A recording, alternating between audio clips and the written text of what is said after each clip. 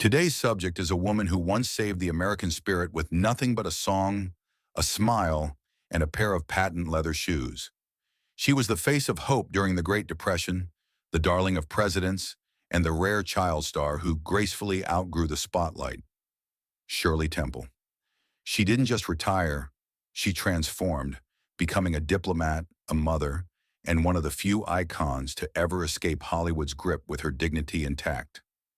This is the story of Shirley Temple and what happened to the three children she left behind. Linda Susan Black, Grace in Silence. She was born on January 30th, 1948, just as the curtain was closing on her mother's first act. Linda Susan Agar entered the world as Shirley Temple's star was dimming, not from failure, but from a quiet decision to grow up. At 19, Shirley had already lived more fame than most people would in 10 lifetimes.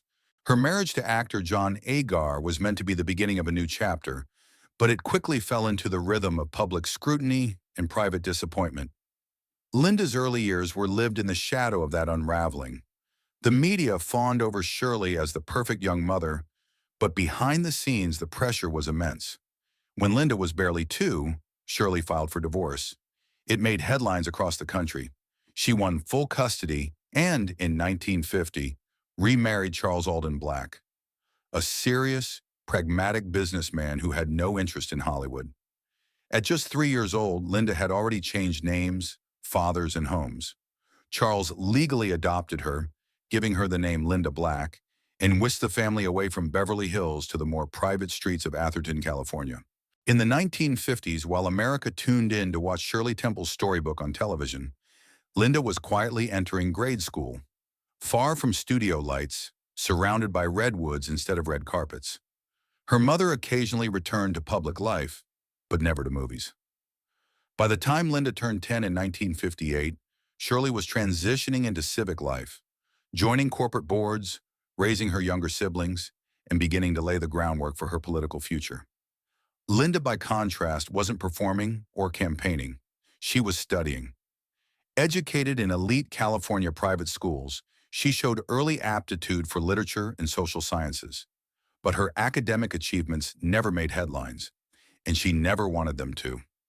In the 1960s, as her mother aligned with the Republican Party and gained traction as a public speaker, Linda entered adulthood on her own terms. She pursued a university degree, believed to be in social sciences or education, and started building a life completely independent from the mythology of her childhood. By the early 1970s, Shirley Temple Black had become a diplomatic figure. She was appointed U.S. Ambassador to Ghana in 1974. Linda, then in her mid-20s, was living a life no one tracked, possibly working in public education or nonprofit sectors, based on interviews with distant acquaintances. What's most telling is what she didn't do. She never gave a televised interview. In the 1980s, as Shirley served as chief of protocol under President Reagan and later ambassador to Czechoslovakia during the Velvet Revolution, Linda remained entirely off the public stage. It wasn't detachment, it was discipline. She was reportedly married with children of her own, living in the Bay Area. For her, legacy was something inherited quietly, not something to cash in. By the 2000s, Shirley Temple Black had become a revered elder stateswoman. When she was diagnosed with breast cancer, Linda was one of the few who remained by her side through every stage of recovery. And when Shirley passed away in 2014 at age 85, it was Linda, now in her mid-60s, who organized most of the private memorial. She did not speak to the press, just survived by her daughter Linda Susan Black. In an age of oversharing and celebrity legacy brands, Linda chose the opposite path. From baby girl in movie magazine clippings to the quiet matriarch of her own private life, she lived every era behind the curtain, not ashamed of her roots, just uninterested in reperforming them. In a family shaped by the demand to entertain, she became the one who simply listened, stayed, and lived. Charles Alden Black Jr. Absent, not lost. Charles Alden Black Jr., and named after his father, arrived on April 24, 1952, just as his mother, Shirley Temple, was shedding the last remnants of her Hollywood persona. By the time Charles Jr. took his first steps, Shirley had long retired from acting and was charting a new path as a wife, mother, and rising public figure. While Shirley remained a household name to the outside world, at home she was simply mom, raising children in Atherton, California, far removed from Sunset Boulevard. Charles Jr. grew up in a world where diplomacy mattered more than drama, and where family dinners often included quiet conversations about global affairs rather than movie gossip. But his childhood still bore the trace of legacy. Family friends were ambassadors and senators. The mail sometimes included White House invitations. In 1958, at just 6 years old, Charles Jr. briefly stepped into his mother's world, appearing in a small role on Shirley Temple's Storybook, a television anthology series hosted by Shirley herself. It would also be his last known appearance in front of a camera. In the 1960s, while Shirley campaigned for Republican causes and built her reputation as a party diplomat, Charles Jr. attended top-tier California schools. He was described by classmates as polite, methodical, and sharply intelligent. Never name-dropping, never seeking attention. Though his exact college path remains private, it's believed he pursued studies in political science or public administration, echoing his parents' mix of civic duty and intellectual rigor. By the 1970s, as Shirley Temple Black was appointed ambassador to Ghana under President Gerald Ford, Charles Jr. had entered adulthood and was building a career away from the cameras. He reportedly worked in the private sector, possibly in policy consulting, education administration, or research. Though specific public records are scarce, a testament to how effectively he preserved his privacy. During Shirley's ambassadorship in Czechoslovakia from 1989 to 1992, a historic moment as the Iron Curtain fell, Charles Jr. remained entirely out of the spotlight. He did not accompany her on diplomatic trips or speak to the press. In later years, even as the world revisited Shirley Temple's legacy through documentaries and retrospectives, Charles Jr. declined all invitations to participate. When Shirley passed in 2014, obituaries around the world named him simply Charles A. Black Jr., son. No statements, no public mourning.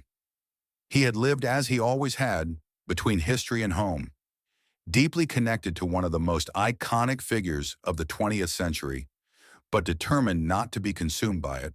While other children of Hollywood grappled with fame's residue, Charles Jr. mastered the rarest act of all, quiet continuation. He didn't vanish, he didn't rebel, he just lived, in full, in private, and in peace. Lori Black, Rebel with Strings. Lori Black, born on April 9, 1954, was the youngest child of Shirley Temple and Charles Alden Black, and the one who strayed farthest from the polished image that built the Temple name. By the time Lori arrived, Shirley was fully retired from Hollywood and deeply focused on family life in Northern California. Lori grew up in the privileged calm of Atherton, a world of horse riding, elite schools, and tight social control. But beneath that order stirred something uncontainable.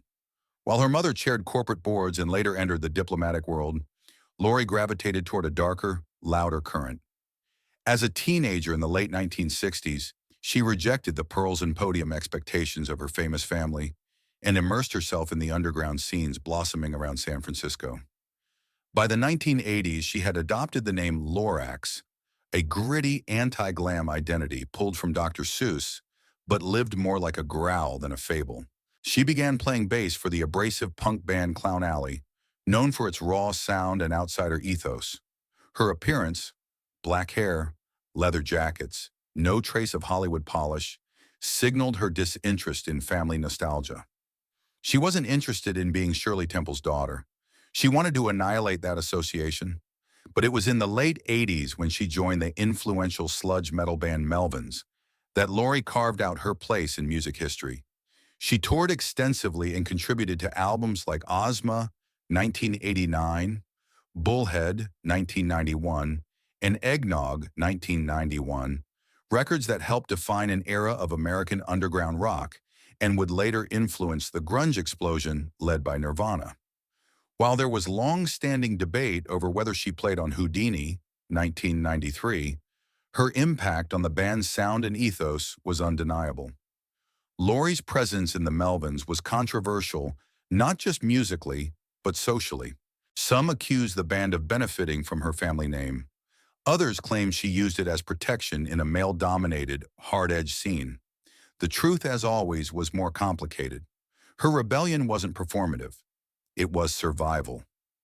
Behind the music and distortion pedals, Lori reportedly struggled with substance abuse and mental health challenges, issues she never made public, but that surfaced in fan rumors and band interviews over the years.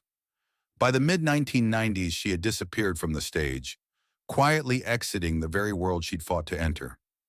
Yet in that silence was something strangely familiar, a mirror image of her mother's later life. Just as Shirley Temple walked away from fame and refused to cling to her child star identity, Lori too abandoned the stage on her own terms. Where Shirley traded Hollywood for diplomacy, Lori left punk for privacy. When Shirley died in 2014, Lori was mentioned in obituaries, but she did not speak. And yet there was something poetic in her absence. She had been the daughter who rebelled hardest, but also the one who understood most viscerally the cost of being visible. Lori Black didn't try to rewrite her mother's story. She didn't try to honor it either. She just lived in the space between, the distortion between melody and noise, light and shadow, performance and silence. 3 children. None chased their mother's fame, not because it wasn't within reach, but because they understood what it cost her. Linda chose dignity over headlines. Charles Jr. honored legacy through silence, and Lori broke the mold entirely, then left even that behind. Shirley Temple gave them a last name the world adored, and the freedom to do absolutely nothing with it. If you found this breakdown powerful and want more deep dives into the hidden lives of Hollywood's forgotten children, subscribe to After the Fame.